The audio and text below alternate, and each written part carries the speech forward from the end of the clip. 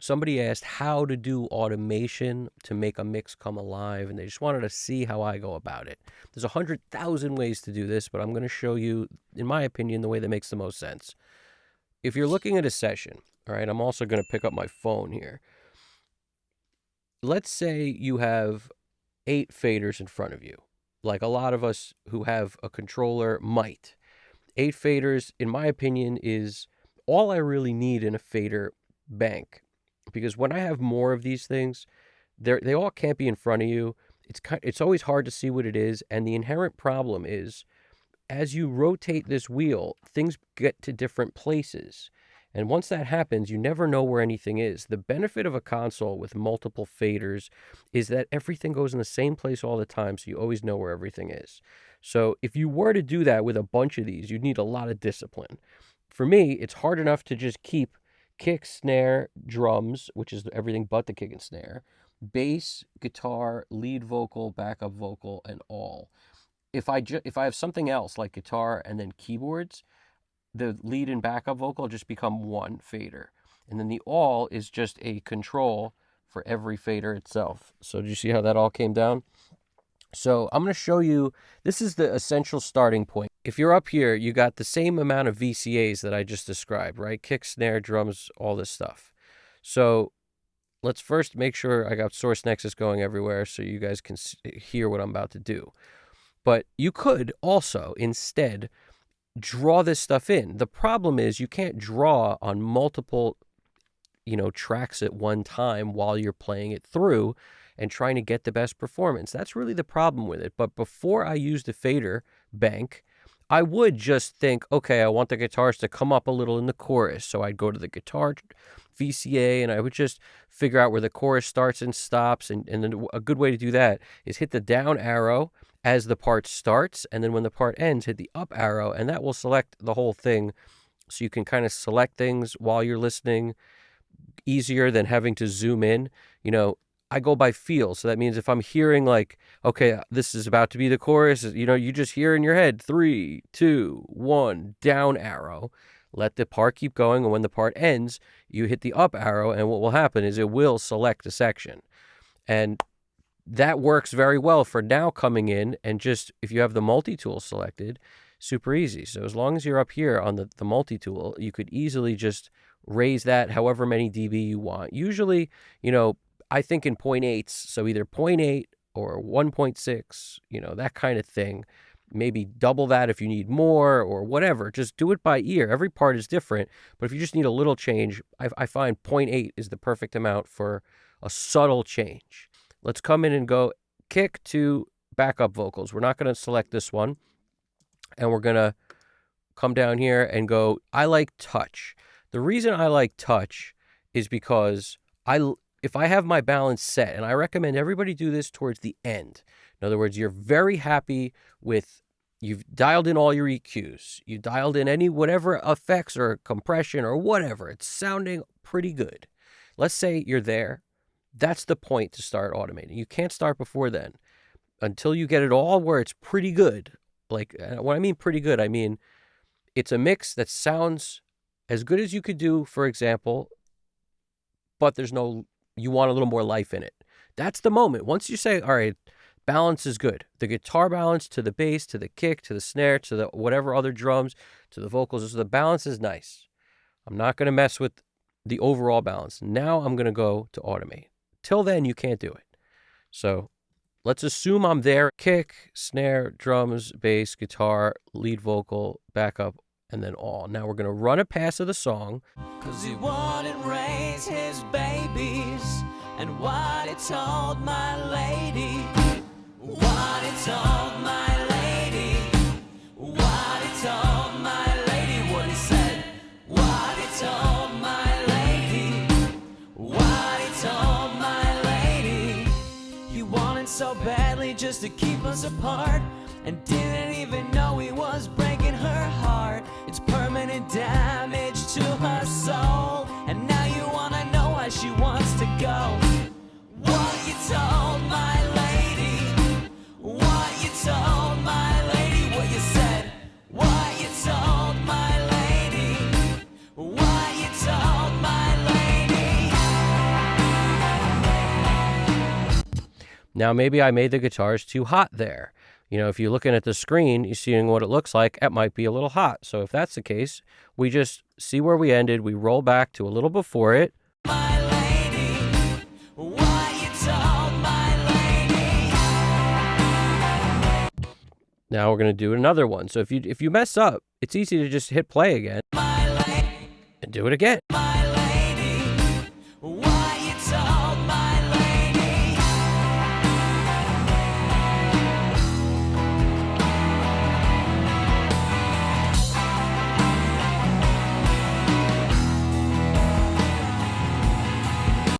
Now, the thing with touch, that's what I wanted you to hear right there, is as soon as I let go, it goes back to where it was. So if you're riding a part, you got to ride it the whole time, which means keep your fingers on it. As soon as you let go, it will bring it right back to where it was. That's helpful for things like stabs. That's the thing I did in the beginning of the song where I was basically, when the guitar stab happened, I wanted it to have more impact. So bass and guitar together, I rode so that it didn't feel weird how just the guitar might come up. They both come up. Now, that's not always either. It's feel, and it's based on what you like. I have my session broken down in a kick and snare. Now, if you could have 2, 3, 5, 8 mics on the kick, however many you want. If you're Eric Valentine, I think he had like 4. So what you're going to do is have these separate is a good thing, because sometimes there's a fill where you want to ride just the snare. Sometimes a part comes down where you want to maybe take your cymbal crash and your kick and bring that up a little to emphasize an accent on a downbeat. If you don't have it all together like just drums, it never really sounds as good, because bringing up all the drums is sometimes super noticeable, because you could have, a bunch of mics on it, and you might not want to bring up every single mic. You might just want kick and overheads or whatever. And that, in my case, there's only 4 mics on the drums. So the drums fader, in my case, is just overhead left, right, but it could be toms in addition to overhead left, right, in addition to rooms, in addition to the hi-hat mic. The way I always look at it is it's everything except kick and snare. That makes it super easy. Whatever's in the session, everything but kick and snare goes onto the drums fader. Now, in something like this, I have acoustic guitars. There's a guitar for the verse, and then there's like another heavier guitar comes in the chorus.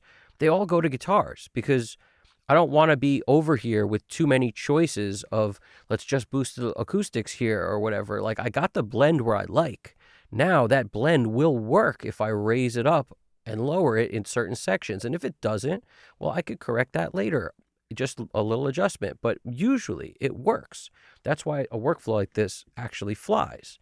Now, if you had something else like keyboards, violins, that would go next to the guitars. And by putting everything in the same place, I always know where stuff is when I go to reach for it. It also says it, but it just helps to keep things in the same place. So I always know the kick's the first one on the left. This will help you get better at doing full passes where you nail the pass and really improve the automation. Okay, now if you don't like the idea of when you let go, it goes back to where it was, you could use like the overwrite setting. I used to put it on right all the time. The problem is this overwrites what you've just done. So if I hit right and I start here, like it's going to just overwrite whatever else was going on, which I don't always love. So like the touch to me makes the most sense by far. It just requires some discipline to keep your hand on the thing when you want it there. But the cool thing is you don't have to remember to bring it back. So it's like on one hand, you have to keep your hand on it, which is why it helps to use 2 hands for this, because you could use 2 hands and easily deal with 8 faders, or in our case, it's always 7 faders. So it becomes easy. 4 on one hand, 3 on one hand, and 3 on the other. Like, you're never automating everything at once anyway. So it makes it like this is really all you can automate together at one time anyway, is how I think about it. And if you're doing it this way, you got a drum fill coming up, so you grab your drum fader and hit that up a little bit. Now, the thing I think people mess up is they often go into this sort of thing thinking it's going to be so noticeable, like too noticeable. Like, how do you do it where it's not noticeable? You haven't really noticed in other records how much this is done, if that's what you're thinking. Because here's a great example. Semi-Charmed Life. Listen to that intro fill. That snare is bumping. Now, a lot of that has to do with the fact that it's the beginning of the song. And a lot of times, like with compressors and things like that beginning, when there's less instrumentation, there's less stuff holding down the bus compressor. And as a result, it will be louder, and then everything comes in and it gets quieter. But it doesn't sound like that to me. It actually sounds like he's riding the snare. So it's super loud and punchy. Blah, blah, blah. Then once the song starts, he lowers the snare and it's in position to be good in the song now. Now it's not way up front. But listen to that intro, just the intro. It'll tell you everything I'm talking about, because there's no question that the snare is way louder on the intro than it is in the next part. And you know how much it affected that song being great? Not at all. It didn't affect it in a negative way. It helped it be great. It affected it in a positive way. So don't think that like because you can hear the rides, you're too zoomed in to what you're doing. If you zoomed out from a listener's perspective and just hit play, it'll be fine if you don't go too crazy. See, what I mean by too crazy is if I boosted too much, you got to learn how to trust your ears on this. If you boost too much, and you'll notice now the guitars are way out front, so I messed up too much. That's when you go back and do that part again, because you don't want it to be super apparent. You just want to feel that it got louder. It's okay if you hear that it got a little louder, but if it starts to stand way out in front of the mix where now you feel like you got to raise everything up to make it compensate for how loud that was, you went too far. The balance should be good enough that when you make these little moves in any direction, it still works. Now, depending on what kind of band you got and what you're doing, less of this might be required. Like if you're doing, EDM, or you're doing something like that, and parts have a tendency to not step on each other and they're just sort of new things happening all the time, well, then maybe you could just set the levels on all those things and you wouldn't have to do this. It's really a kind of music thing you're doing. When it comes to like rock stuff, or when it comes to anything, funk, rock, real players, I think that's where automation has its huge benefits, because, bands exist in dynamics. Is like, that's what the bands live in, that dynamic greatness. The best bands have the best dynamics. Sometimes on a recording, that's the thing with recording. It's not a perfect mirror of what happened.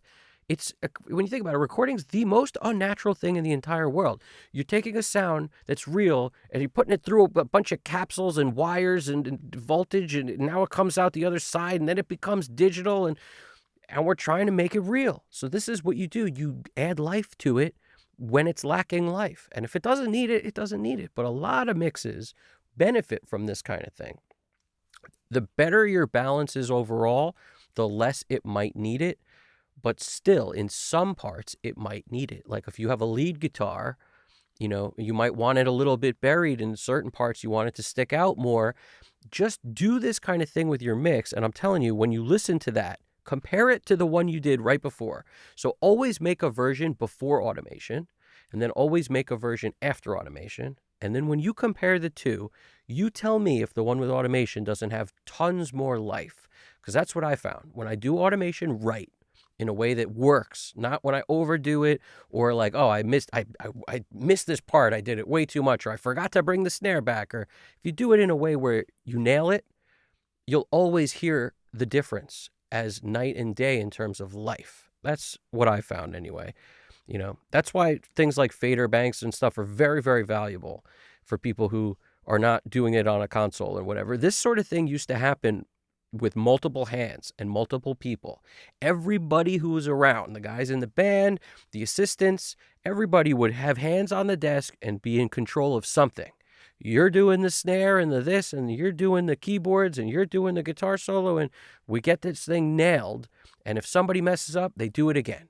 It's super easy for us because we can keep going back to, like, as much as we want. Just do it again. Like, go back 5 seconds.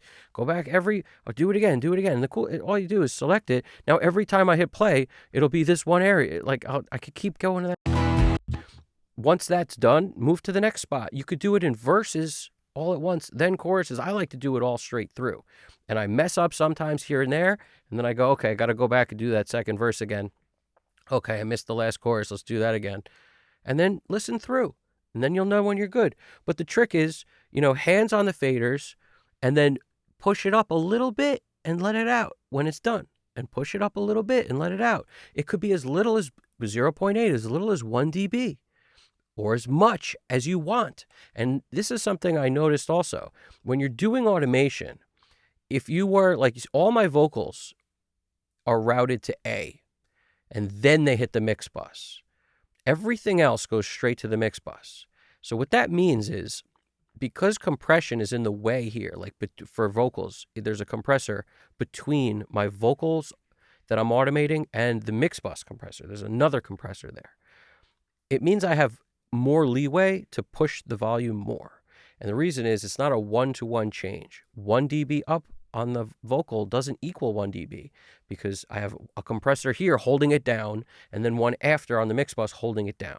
So that applies to everything. But the reason I'm mentioning this is because the more stuff you have in the signal chain after this volume automation, the less of a change you're going to hear in a direct one-to-one sense, which might mean you can push things a little harder.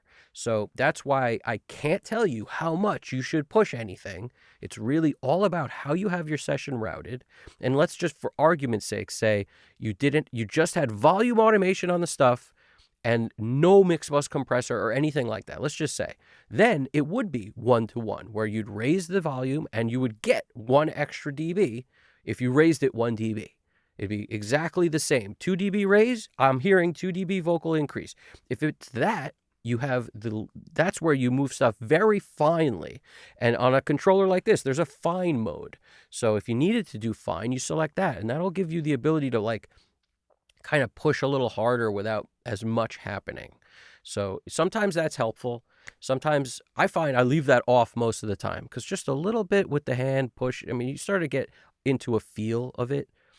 And some days you'll be better. It's a performance. So some days your performance you'll nail it and it'll be great. And some days it'll take you 20, 30 minutes to get a nice automation, or longer, to make it feel really good. But just spend some time on that.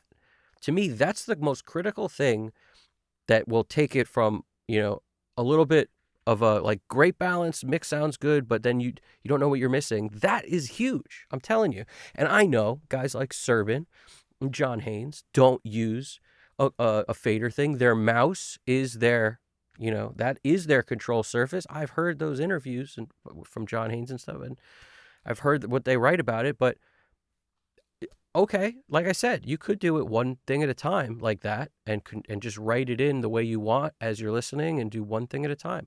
This is more fun. It's just more fun to be able to hear it and then react to it while it's happening. It's way more fun than doing it with the mouse. I've done it both ways. It's night and day. I wouldn't say one's better than the other. If you're great at one, you could do it. If you're great at the other, it'll be great.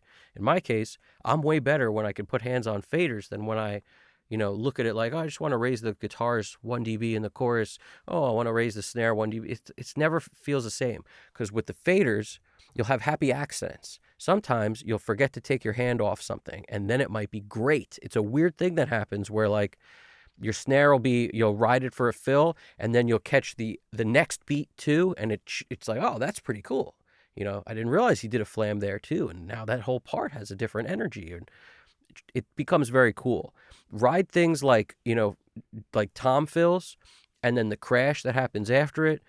All that stuff can really make a mix come to life when you push that up now, because the rest of the time you can lower that a bit up and have your cymbals get tucked back, and you don't have to have these brashy, annoying whoosh whooshy cymbals. But when the chorus comes in, you give it a little ride on the crash and stuff. That's beautiful. It's a beautiful thing.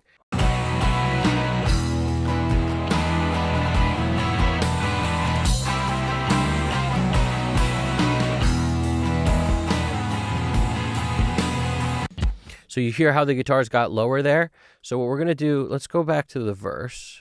You said, why you told my lady, why you told my lady. So let's say I want less, so I just hit stop. We're going to do. You said, why you told my lady, why you told my lady.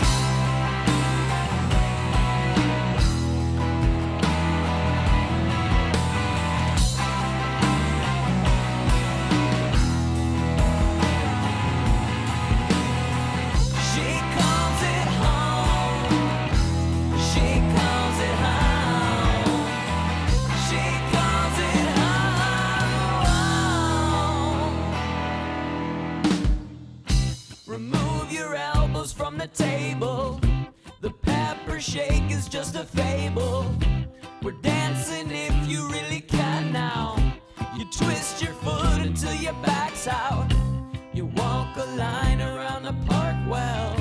You're wasting time, you're under dark spells. You're falling farther from the center. Feeling bad, we're all under the weather. Now it's over. So maybe I boosted that little stab too much, so we're going to go there. All right, stab time. The weather. Now. Also, real quick, you got to let things get lower. So like in the verse, you notice how low everything got? I did that on purpose because I needed to be able to get back somewhere louder. The goal isn't to just louder and then louder and then louder. Like you got to pull back in order to get loud again. Here we go. The weather. Now it's Need more. So the beauty is also, if you decided you went too hard, just put your hand on the faders somewhere earlier. It will register as you're touching them, and then you can do it again. You twist your foot until your back's out. You walk a line around the park well. You're wasting time, you're under dark spells. You're falling farther from the center. Feeling bad, we're all under the weather. Now it's over to the big house. Now the jack is how we act out. Now we save a little bit. So by letting go, it got out of where a good place was and went too quiet. It went back to verse volume.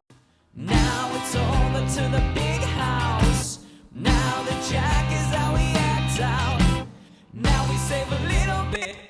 Now it's over to the big house. Now the jack is how we act out. Now we save a little bit for ourselves, 'cause you know it reminds us of our home. She calls it home. Now I just gotta, since I did the drum fill, I lost the bass. 'Cause you know it reminds us of our home. I want more bass on that downbeat. So that's what you'll find. The bass is an instrument where you might not get consistent awesomeness the whole time. So you gotta, if he does a fill, if he goes up high, there's so many things that could contribute to the bass sounding different, or you want more of it. So I focus on things like bass, guitar, lead vocals. I may do a pass of just the vocal with my hand on the backup and the lead to make sure the harmony and whatever sits nice with it the whole time, to make sure I don't lose any nuance in the words.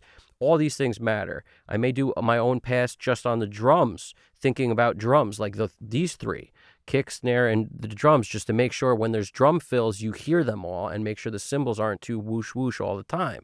So I might think about that on a pass. So usually it's like 3 to 5 passes, and you should be able to kind of get control over everything. And there might be some little portions you got to do again and whatnot, but as you do that, take a break. Don't do it for an hour or a half hour or more than 45 minutes without taking a break, because your ears will get beat up and then you won't notice what's too loud. Also, mess with volume. Make it too loud, make it too low. A lot of times I will do automation with it super low, especially when I'm doing volume for vocals, because I want to hear the vocals when it's quiet, but I don't want to hear it too much. That's a good way to tell if the balance is good with the band. But then for power, for guitars or drum fills, I might turn it way up so that I know when I go the other way, when it's too painful because I made it too loud and now it's annoying, I need to know that too. So there's just all sorts of different ways to think about it, but this is the most helpful stuff you could probably do. So it doesn't matter if you're in the box or out of the box, this kind of thing really helps.